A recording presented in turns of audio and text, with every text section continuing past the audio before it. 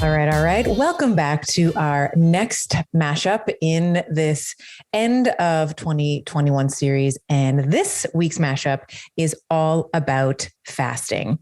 So as you might imagine, last week we started with our keto mashup with some of our big keto stars that were on the show. And this week we are going back to some of our biggest hits, if you will, for fasting and talking about some of the most common questions. I've been talking about fasting for several years now, and some of the more common questions that I often get are, what breaks a fast? How long should I fast? What are the benefits of fasting? How does that change if I'm fasting for 12 hours or 14 hours or 48 hours or 72 hours? And why is it different for men and women? And of course, if you're watching this on video, you see in the background, I've written a book, my baby, my fourth baby, if you will, The Betty Body. We talk all about fasting and why it's different for women. And in this show, we're going to be going back to some of the most popular episodes of the podcast overall, to some of our experts and our conversations around fasting. So you're going to be hearing from Dave Asprey, Dr. Sara Gottfried, Dr. Mindy Pelz, Dr. Will Cole. And of course, I'm going to be interluding and ad-libbing as I often do. So we are starting off today with Dave Asprey. I interviewed him back in, I think it was January, maybe February of this year. And in this clip, we are talking about the most common question that very likely he gets, certainly that I get: what constitutes breaking a fast? There is, depending on who you speak to, there's a lot of varying opinions. We'll call it that. There's different camps that people fall into. It's like the purist camp. And then there's sort of where I fall in, which is a bit more of a nuanced camp based on your fitness, based on your age, based on your sex, etc. And Dave is talking in this clip about 3 different ways that you can, air quotes, break a fast that is not actually breaking a fast. So the first hack, and you'll hear this throughout, I've talked about this as well, some black coffee or espresso in the morning. Very, very good at amping up ketogenic or ketone body production. So it is very ketogenic in its nature. So when we are consuming, let's say, if you're fasted, which is actually what I love to do, when I work out in the morning, I tend to be fasted, but right before I work out, I am having an espresso. I've talked about this before. I like to go outside with my little espresso in a tank top. If you're watching me on video, you can see I'm recording today's episode in a tank top. This is how I like to live, whether it's summer, winter, spring, or fall. I am the tank top aficionado, and I will go outside, have my cup of espresso until I'm shivering, if it's in the wintertime, or in the summer, of course, I'm not cold at all. But have that cup of espresso, get that lipolytic activity happening. So you are training your body when you're having a cup of coffee on an empty stomach to start breaking down triglycerides, which is the fat, which is the unit of storage, if you will, in the adipose tissue. And so that's really great because you are amping up ketogenic production. So if getting into ketosis is a goal for you, or if you want to be burning fat, let's say for a workout, this is a really, really great strategy. Another way that he talks about breaking a fast, and something that I've talked about in particular for women, is adding some fat to your coffee. So that might be MCT oil. You'll hear Dr. Will Cole later talk about adding ghee to the coffee. And this is really great for a couple of reasons. One, it doesn't jack up your insulin levels, which would constitute breaking a fast. And there's also no protein in fat. It's last time I checked, it's all fat. So we are mitigating or attenuating the insulinergic response that can come with the consumption of carbohydrates and or excess proteins.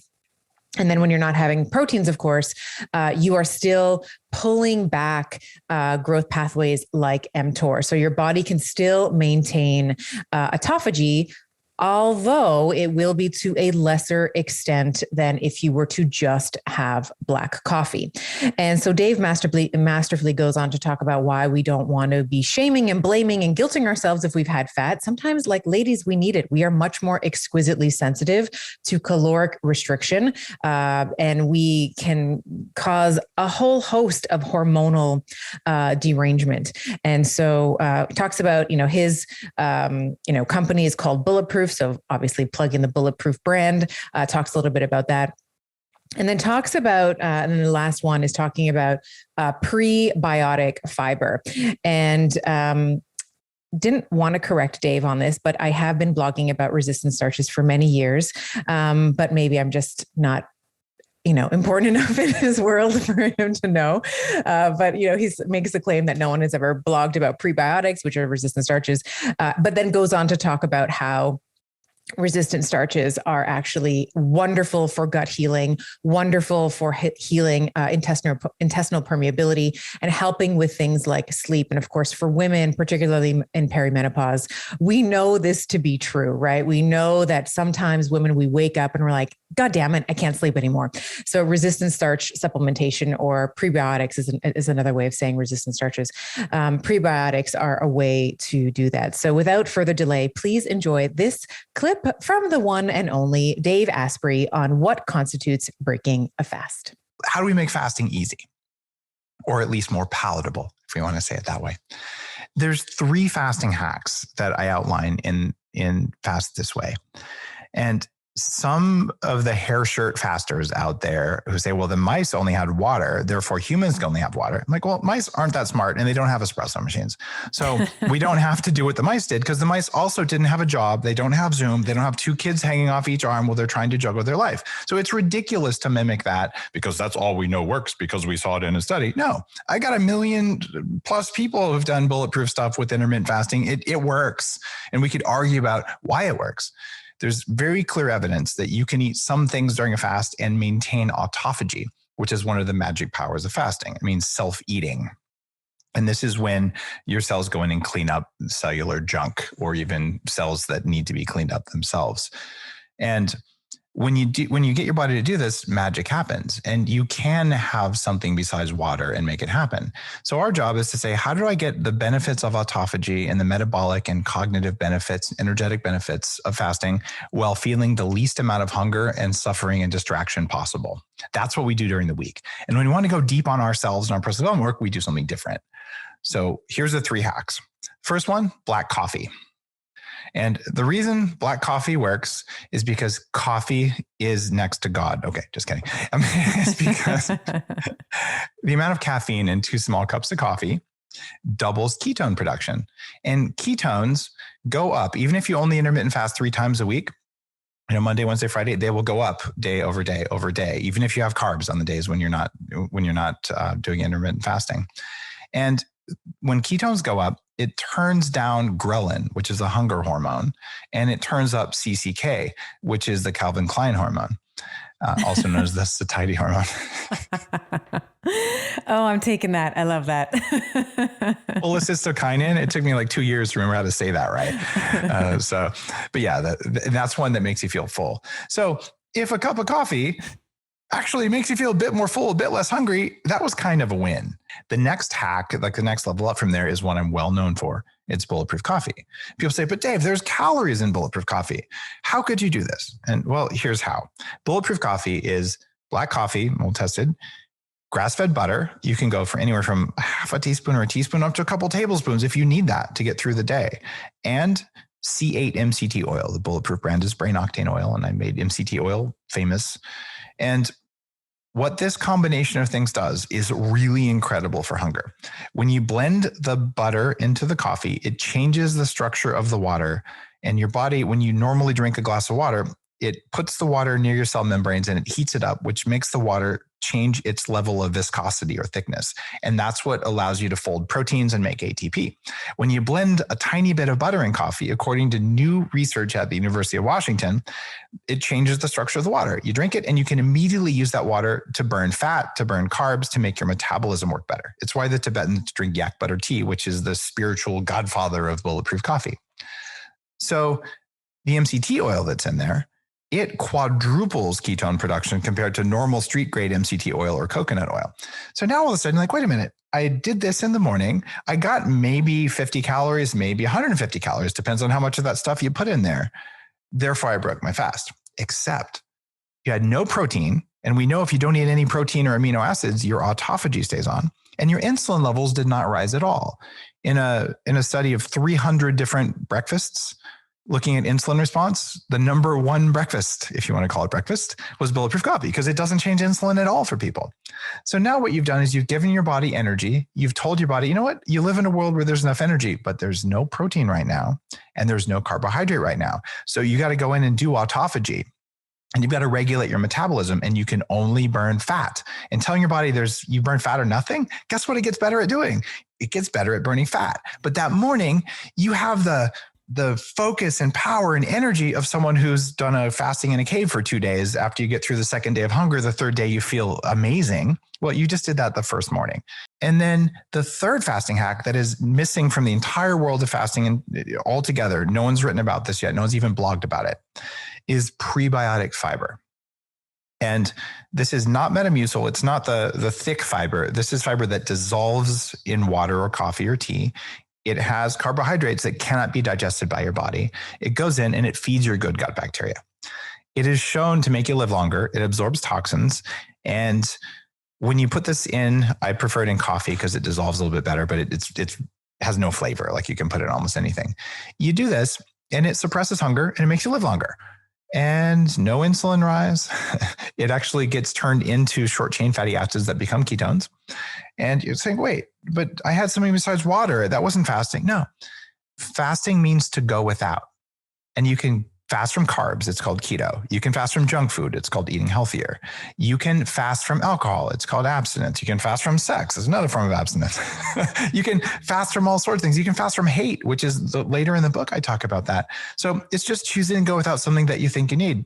And when you put prebiotic fiber into bulletproof coffee, I don't know anyone who can drink that in the morning and not just like, I'm so full, I don't want a donut. All right. Up next, we have Dr. Will Cole, who also released a book earlier this year called Intuitive Fasting.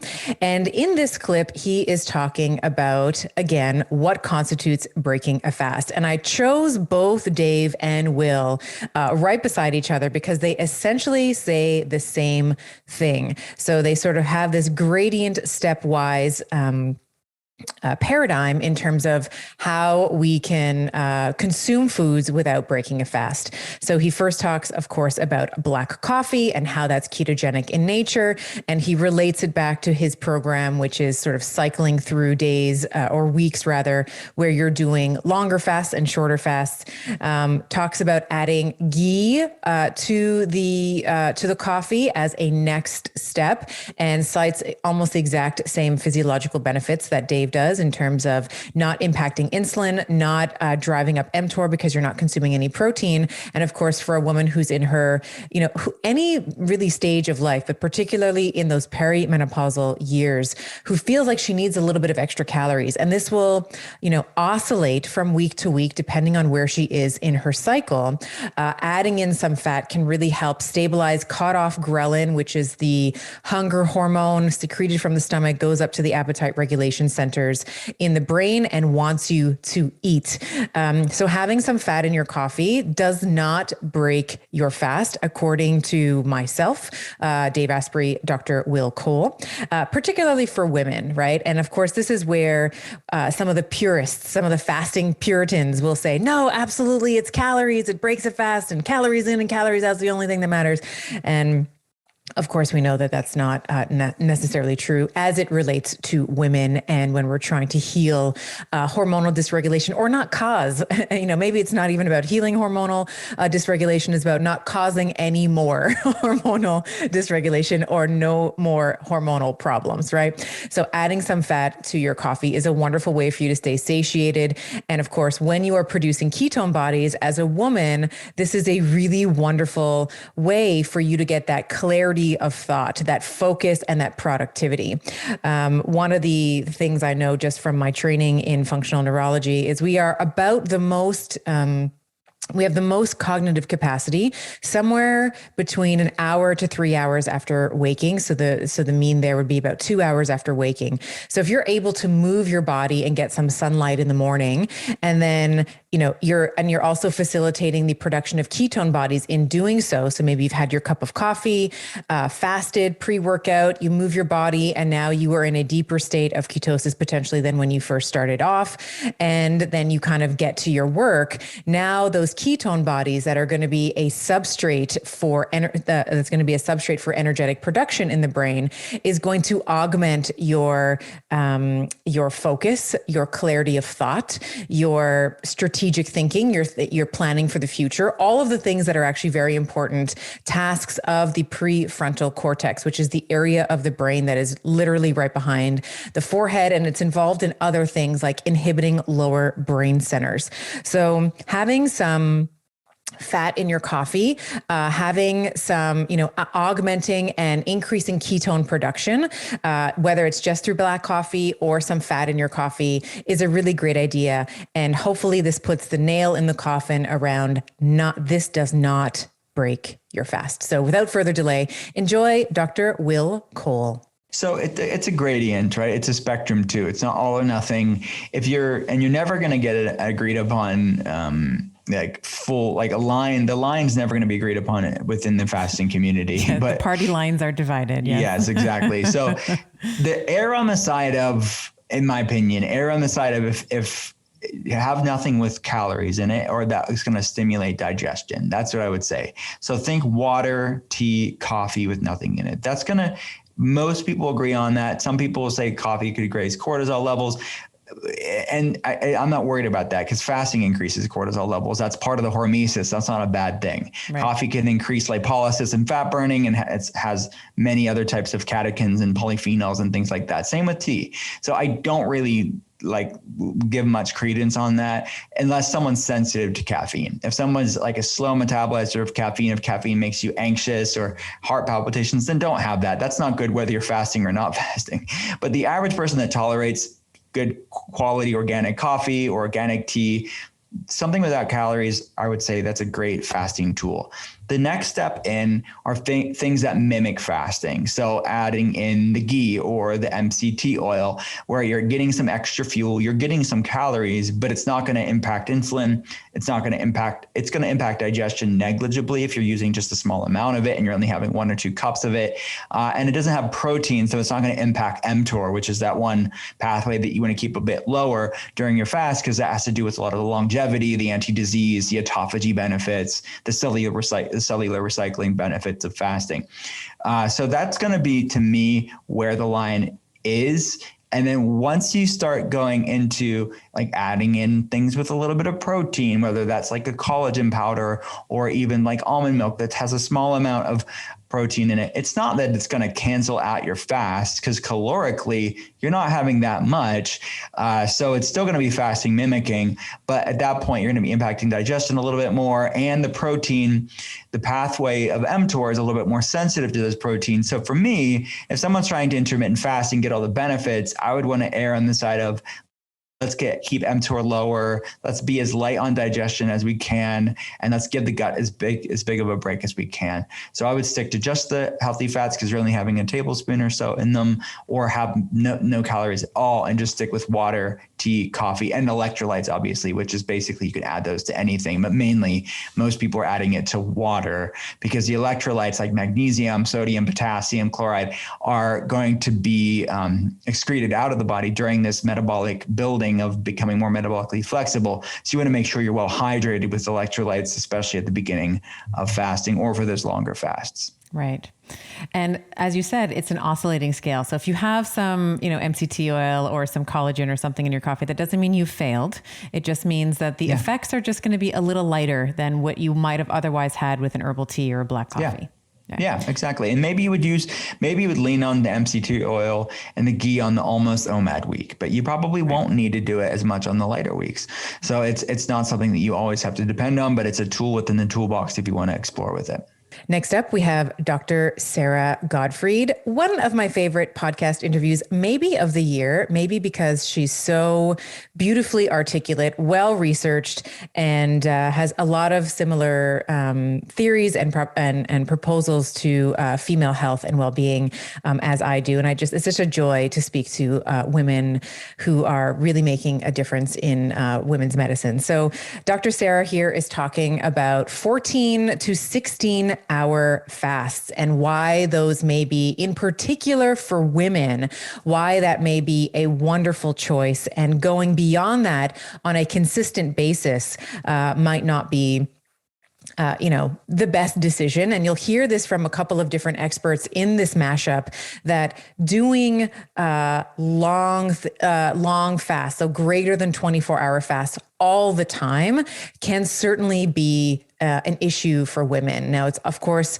when you're choosing somewhere between, I like to say choosing somewhere between a 12 and a 16-hour fast, kind of depending on where you are in your cycle, what your mood is, what your stress levels have been, what your sleep has been, how crazy your kids are driving you. That's all of those factors are going to weigh in on how long your fast might be.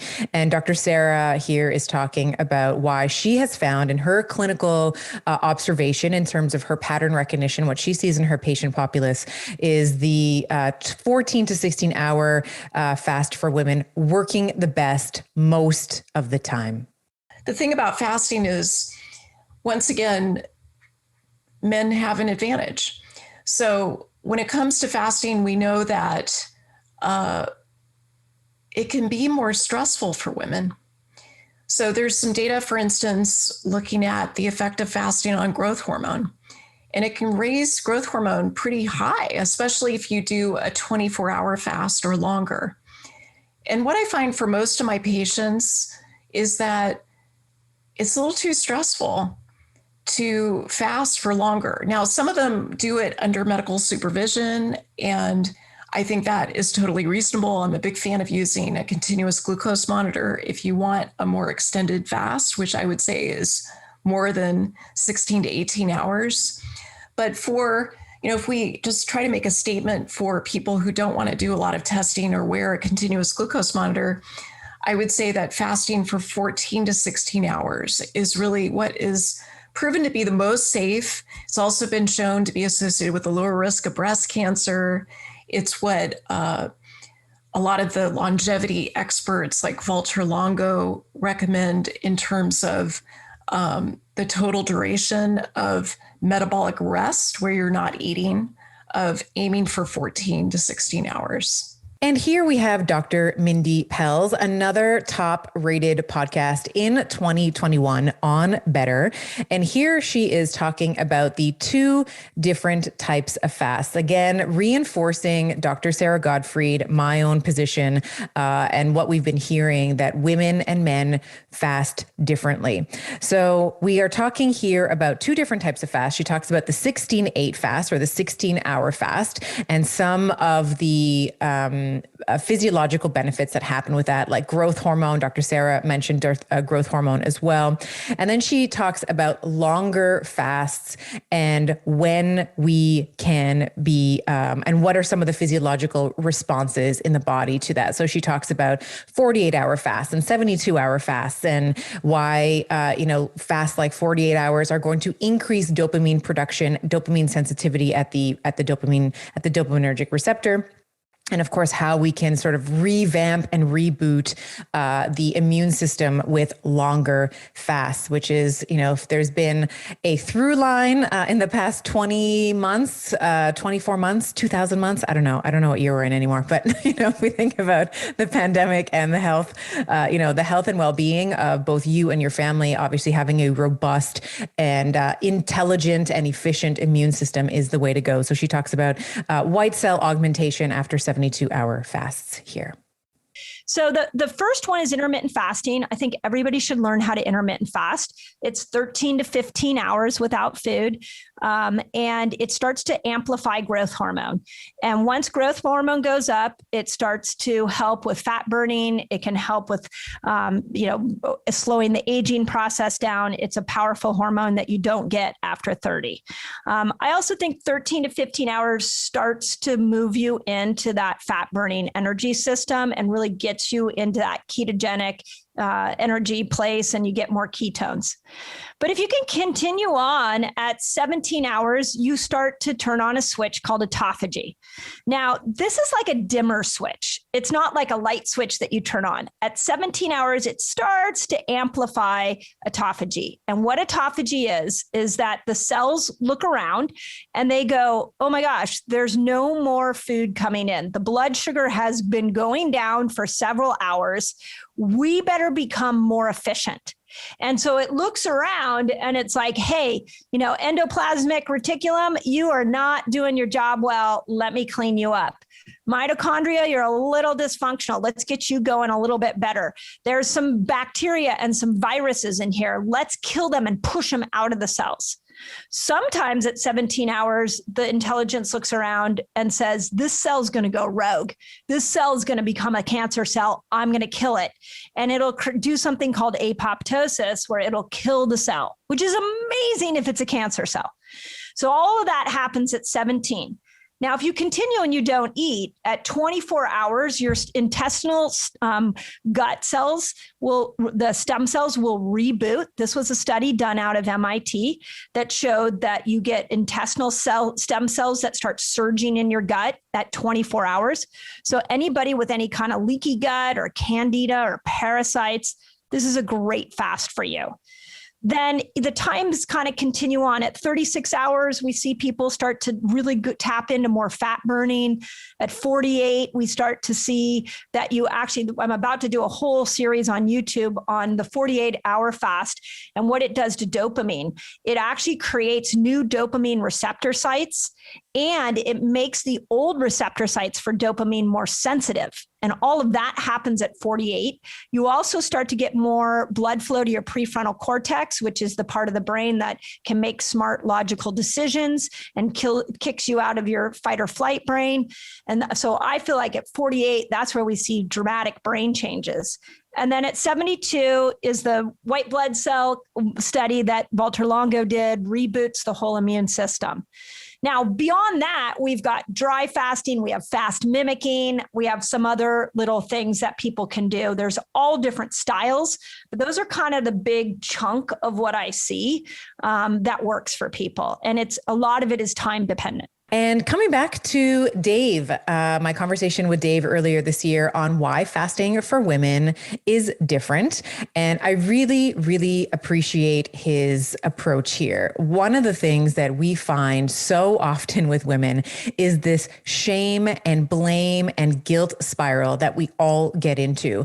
So for example, if we set out to do a 16-hour fast and our body is just like gnawing and we could eat our arm off at hour 13 and we cave and let's say we have our breakfast or whatever we were planning on having, it is so often the case that we're like, God, what's wrong with me? Or I'm just the worst. And, we're just like sucker punching ourselves at every opportunity. So Dave here really walks through how women can just be a little gentler with ourselves. We don't have to, it's not weak if we want to break our fast earlier than what we had planned, that it takes time to build up your fasting tolerance. Of course, we know this from the literature that it takes at least 12 weeks, a minimum of 12 weeks to become fat adapted. And of course, much longer so than to increase your fasting tolerance. My own personal journey with fasting, I'd probably say that it took me like a good,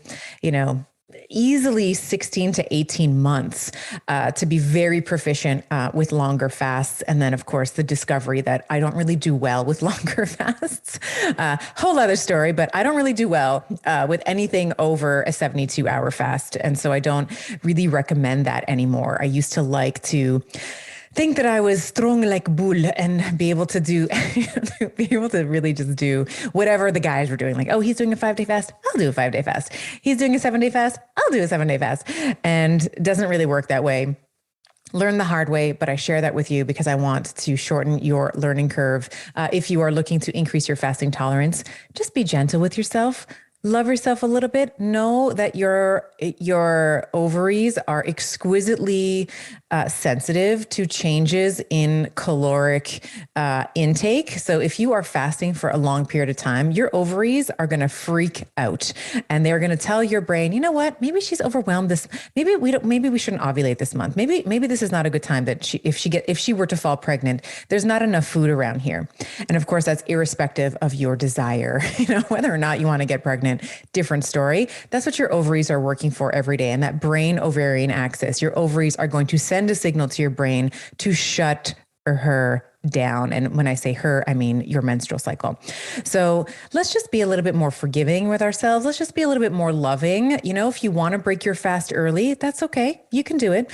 And if you want to do a longer fast and you're feeling good, and we'll talk about this in the next clip, you can also do that as well. But there's no shame in cutting out early. So without further delay, here is Dave Asprey on how to break the shame and blame and guilt cycle for fasting if you are a woman. If you do fasting every single day, you'll get that level of stress, right? You don't need to do that. And so my recommendation for women, especially around perimenopause, is 3 or 4 times a week. And you can do a 16-hour fast. You can do a 14-hour if that's what works for you. But if you do it and you find, wow, I'm dizzy and I got a migraine, you overdid it and you need to back off a little bit. Right. And it's okay. There is no failure. And if you're saying, I told myself I was going to do 18 hours today, but I don't feel that good. And I tried pushing through last time and it didn't work. So today, 16 hours is right for me. And there's no moral failing in saying, I'm going to choose to end my fast sooner. I used to think, look, if I do something I said I wasn't going to do nutritionally, whether it's eat the cookie that's been screaming at me all afternoon or something else, like it's because I'm a bad person. It's because I'm weak. And fasting shows you it's not that way at all.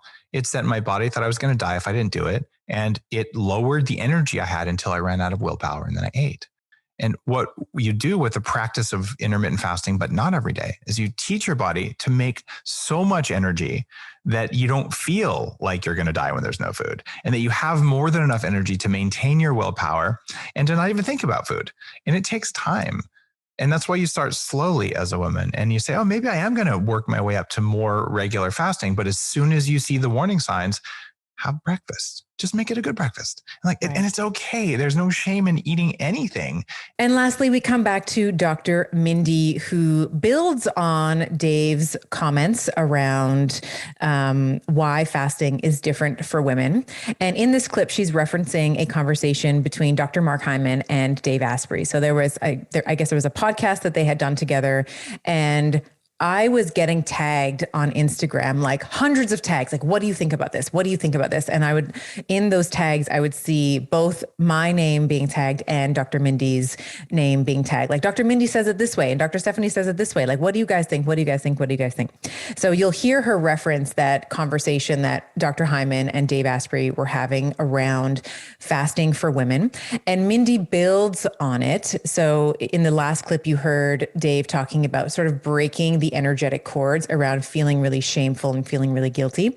And here, Mindy is expanding on this and talking about women who are in their reproductive years, including perimenopause, how we can adjust our aggressive fasts with our menstrual cycle.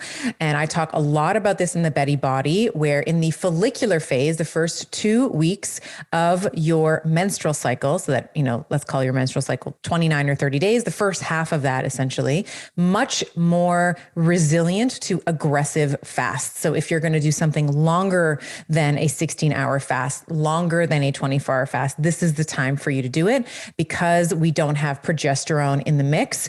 So it's much easier for us to withstand sort of a calorically restricted model or something like a fasting mimetic, even like a ketogenic diet in this time. So Mindy in this clip breaks down sort of follicular and luteal phase fasting preferences with, of course, luteal phase fasting can be more aggressive if you so choose. And that there's also an asterisk there hoping that you have built up your fasting tolerance and you're not starving so much that you could eat your arm off. And then we talk about post-ovulatory, so this luteal phase. Maybe we don't want to do a 3-day fast during this time. Maybe we want to kind of pull it back. We want to get back to that 14-hour, maybe 16-hour, in my case, it's usually 12-hour. I can't do anything longer than a 12-hour fast. I have found in my luteal phase, particularly, goodness gracious, in week 4, like I could eat my arm off and I'm so hungry in week 4 generally. I'm generally always hungry, but I would say in week 4, I definitely notice my metabolism is faster. I have my hunger is peaked in that 4th week right before bleed week. So I usually will just fast for 12 hours. Sometimes it might be shorter than that, but it's usually about 12 hours for me. So here is Dr. Pelz talking about fasting for women based on your menstrual cycle. Is that we're not meant, once you learn to fast, we're not meant to be 1 meal a day people all the time. It doesn't matter, men or women, but women especially, we are not meant to be 1 meal a day people.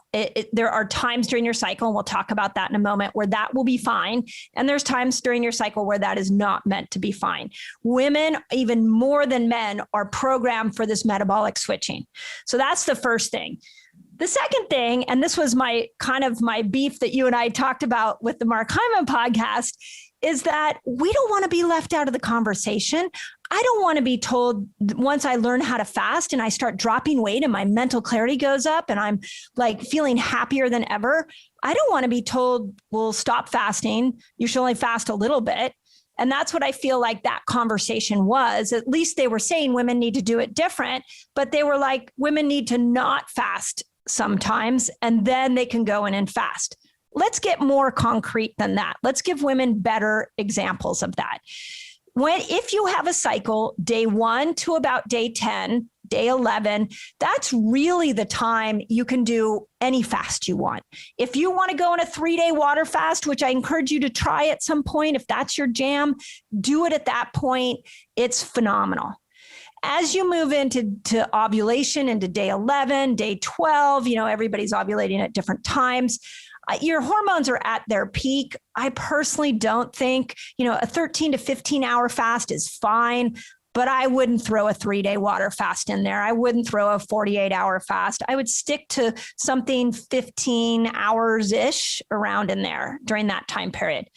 Then when you come out of ovulation, if you look at a cycle chart, your hormones go crashing down again. You have a low point in your hormonal profile. So you can, if you want to throw a longer fast in there, awesome. Yeah, that would be a great time. There's about a 5-day period. But this is the clincher, as we get closer to progesterone building time, day 19, some women it's going to be day 18, we got to start to slowly step out of fasting. And this is where it's got to be personal to you. I can give you sort of general ideas, but you're going to have to experiment and see what works for you. But typically, I think keeping it under 13 hours or, doing a typical 10 hours might have been what you did before. That would be fine. And then lean into more progesterone building foods. So I like women to look at it on a monthly cycle, not necessarily a weekly cycle. And what I found in that conversation, and even I had a conversation with Dr. Stephen Gundry, came on my podcast yesterday, and he was saying that he likes to have people fast Monday through Friday and take the weekends off. I think that's great for a postmenopausal woman, but as long as you have a cycle, you need to be mapping your fast to your cycle. And finally, because Mindy is such an incredible resource on fasting, here she is talking about fasting for menopause. And this is, again, another category of women. When we talk about perimenopause and menopause, it's like we're forgotten about, right? It's like, well, you're past your prime, so just kind of go and shrivel up in some corner and, we'll see you when you become a grandma or something. So she talks about how we can, based on our hormonal tendencies and preferences, how we can apply fasting in a menopausal model so that that we can continue to reap some of the benefits like autophagy and cellular spring cleaning, even more important in menopausal women, I would argue, than in perimenopausal or younger, because as we age, that cellular overture, that cellular cleaning process gets slower and slower and slower. So we need tools like fasting. And this is why sugar scrubs for our skin is so important too, right? Because our skin is not sloughing off as fast as it once did. And so, I like to look at fasting in menopause as like the sugar scrub for your face. It's like the sugar scrub for your cells, right? You're kind of getting rid of sort of dead bits of cellular and, cellular debris, like pieces of nucleotide and mitochondria that are not functioning the way that they should. So you get this mitophagy and autophagy across the board when you are doing things like fasting. It is not the only way that we can do that. Resistance training is another way that we can induce mitophagy and autophagy that's not often talked about, but that's why another reason why I am such a massive fan for resistance training in your perimenopausal and menopausal years, and like gold star extra bonus points if you do it fasted, because now you're getting the mitophagy and autophagy that comes from the resistance training, that your body will get rid of, muscle fibers that are not, that are weak, that we need to build back stronger. And then we're doing it on a cellular level with the fasting as well. So here is Dr. Mindy talking about her model for menopausal fasting. So I look at menopause as three categories. I look at perimenopause, the transition of menopause, and then postmenopause. So just so people understand my lingo of where I'm at. To me, perimenopause is where your hormones are already, they're going crazy, you're noticing changes, but you have a fairly regular cycle. And that cycle may appear to be doing different things. So it might be longer than normal, might be a little bit shorter, but for the most part, it's pretty clear it's still coming to you every 28, 35 days, whatever it is. I look at the menopause transition is where now we're missing a month, maybe we're missing 3 months, and everything's kind of crazy. And you're like, am I going into menopause? Am I not? Like, I've missed it. And then when it comes, now it comes every couple of weeks. Like, for me, that's where I look at menopause. And then postmenopause is I haven't had a period in over a year, maybe a decade. That middle menopause time is challenging to do what we're talking about, because you really do not know when your period is coming and going. So this is when I recommend and I think all women over 40 should get a hormone test. I'm a fan of the Dutch test. I think you should know where your hormones are at. So that will be helpful. But B, let's get to know your hormone symptoms. So if I started tracking on a Clue app, my cycle at 45 for like the first time ever. And I was laughing because I'm like, I feel like I'm going to find all the 25-year-old women who are trying to get pregnant are going to be like, they're on the app trying to figure it out. And I'm trying to figure out how to time my fast to my cycle. So I track it on a Clue app. And then I look for symptoms. So if it's about day 20 and I'm irritable, I'm spotting, and like all of a sudden I spot, and then nothing happens for a week, which that happened a lot for me in my late 40s. Then I'm like, okay. I don't sleep well the week before my cycle. And actually I've been tracking it on my Whoop. I think a lot of women don't sleep well the week before their cycle. And so I go into I am going to build progesterone. And that's when I switch out of fasting and I go and switch out of keto and go more carb. And then once my cycle comes, I really then go, okay, now let's get insulin sensitive. And more cardio, more fasting, more keto, and I start to go into it that way. So I use my symptoms to kind of guide me a little bit more. If you're postmenopausal, you can do this on a weekly basis. You can do it on a monthly, it's really up to you. You have a lot more flexibility. But unlike a man who's 55 or 60, you've got to make sure that you throw in some of these, what I call hormone building days. Once a week, a couple times a month, you need to step out of keto and you need to make yourself some progesterone and really make sure that you're not staying too keto, too much fasting and getting caught in that cycle.